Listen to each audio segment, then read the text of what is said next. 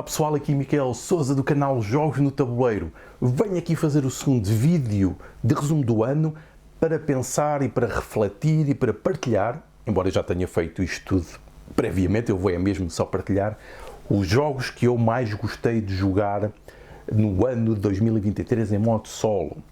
Tenho jogado jogos em modo solo, bastantes, sempre que possível, porque é uma forma muito boa, mesmo incrível, para já de aprender como é que se joga o jogo, para depois estar preparado para o modo multijogador, mas também numa perspectiva ou como uma intenção de estudar o design do jogo, porque é como se tivéssemos um veículo, um automóvel, abríssemos vamos inspecionar o motor. Como é que o jogo está construído, como é que ele funciona, as peças em movimento, e esta é uma forma muito prática, muito direta de conhecer como é que se constrói um jogo, como é que ele funciona, e ao vermos como é que as peças funcionam, muito provavelmente vamos ter mais condições para, quando quisermos criar os nossos, e eu estou numa fase de criação de muitos jogos, como é que eles podem funcionar e como é que podemos fazer as nossas próprias soluções.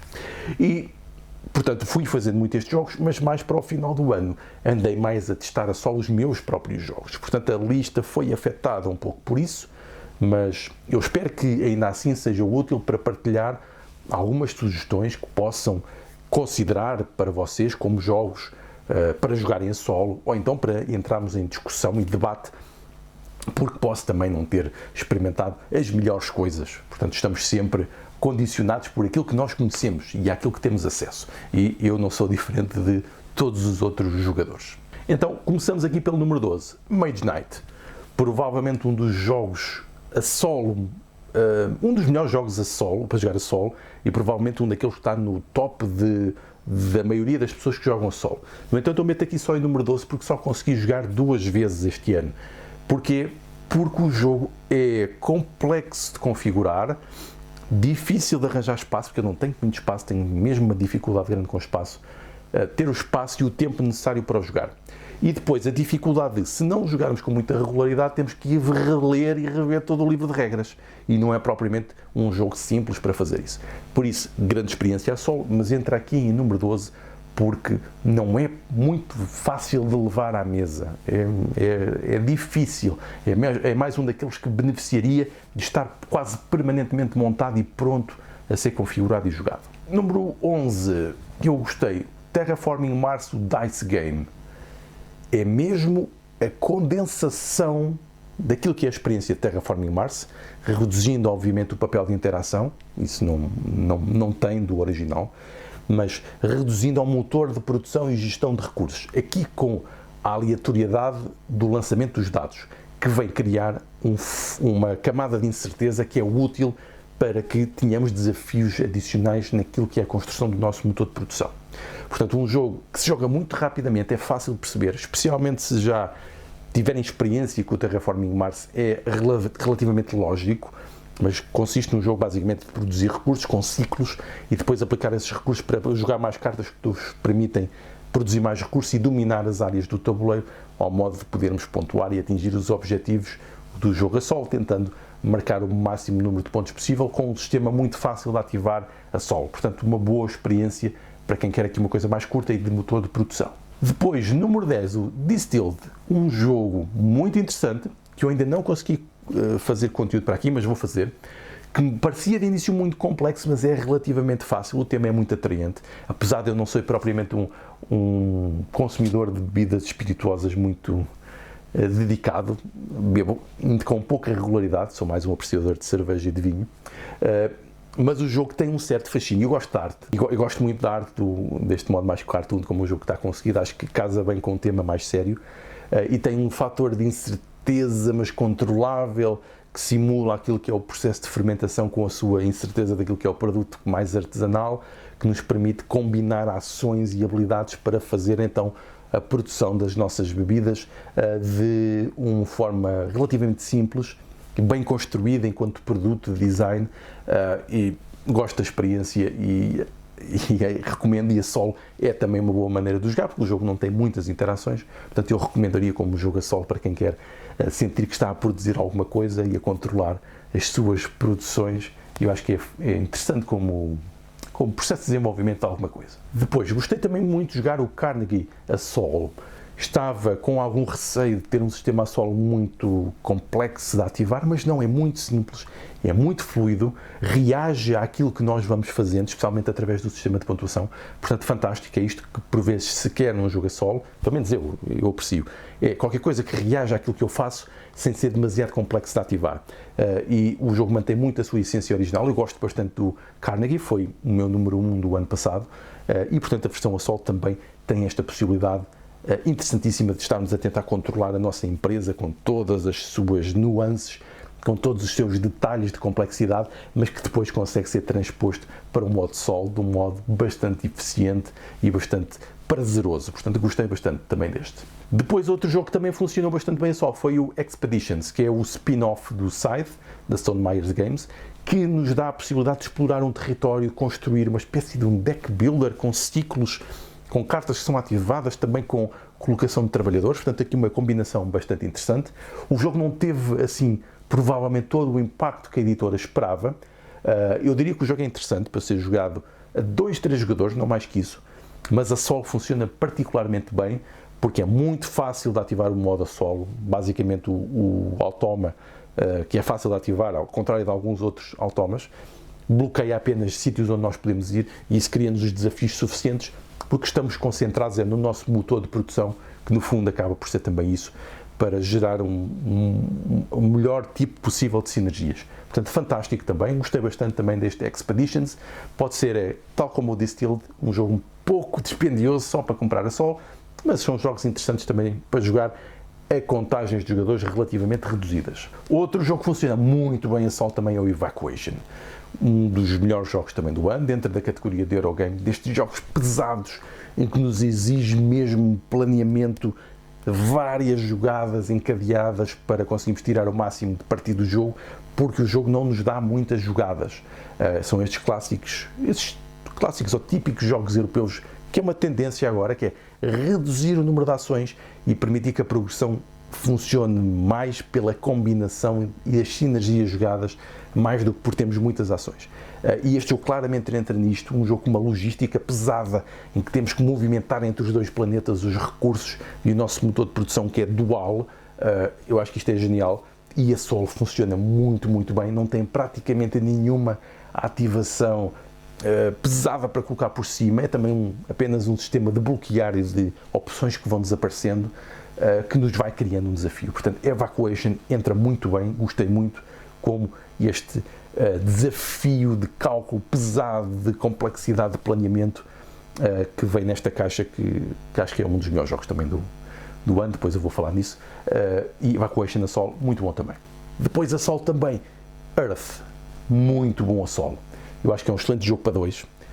3, 4, depois começa a ter momentos de pausa, embora nós estejamos sempre a fazer coisas no turno do adversário, mas a solo é fantástico porque no fundo é tentarmos construir a melhor combinação entre as cartas, que tem uma dimensão espacial, que tem temos que descartar umas para ter outras, e isso é sempre uma decisão interessante, e o jogo tem tanta variedade de cartas, tanta variedade de objetivos, que nós nunca vamos esgotar aquilo, e foi uma experiência muito interessante, também dos melhores jogos do ano passado, 2023, que funciona muito bem solo, um jogo altamente versátil e que eu recomendo também com uma ilustração interessante, um tema interessante. Eu até prefiro mais este tema do ecossistema do que dos animais propriamente ditos, portanto gostei bastante deste Earth, recomendo vivamente para solo, um excelente jogo também. Depois a solo também foi muito interessante e quase uma surpresa foi o Cascadia, aqui mais por ser super rápido, super imediato, super transportável, super fácil de levar à mesa. Um jogo muito flexível, com puzzle, as decisões não são muitas, mas o impacto e a experiência de jogo é interessantíssima, pelo podermos jogar em qualquer lado, e isso também tem um valor, e isso é que o faz para mim subir aqui tão alto na lista de um dos melhores jogos para jogar a solo. E agora as expansões, há mais coisas, podem enriquecer ainda mais a experiência de jogo, e ainda por cima um jogo que está disponível em português, e isso também pesa aqui no meu fator de análise, porque infelizmente muitos destes jogos não estão disponíveis aqui em Portugal e em português. Depois, outra experiência muito interessante a solo, e aqui um jogo criado mesmo para ser a solo, é o Legacy of You. Um jogo fantástico para quem quer jogar a solo, recomendo vivamente, comprem isto, se quiserem jogar a solo, porque o jogo é quase como uma narrativa com vários capítulos que vocês vão jogando e o jogo vai reagindo àquilo que vocês vão fazendo, quer vão perdendo ou ganhando. E, portanto, isso é uma experiência interessantíssima. Tem uma narrativa em que tem um livro em que vocês vão lendo e vendo, mas acima de tudo é um jogo tipo Eurogame, de planeamento e gestão de recursos, em que vocês estão com urgência para tentar resolver a inundação que vai chegar. Então, por isso é que podem perder ou ganhar, mas continuam a jogar o mesmo jogo e ele é plenamente reconfigurável. É uma espécie de legacy, em que no final da vossa campanha as cartas que vocês vão usando são diferentes, mas podem reconfigurar tudo e jogar novamente, tendo uma rejogabilidade muito interessante.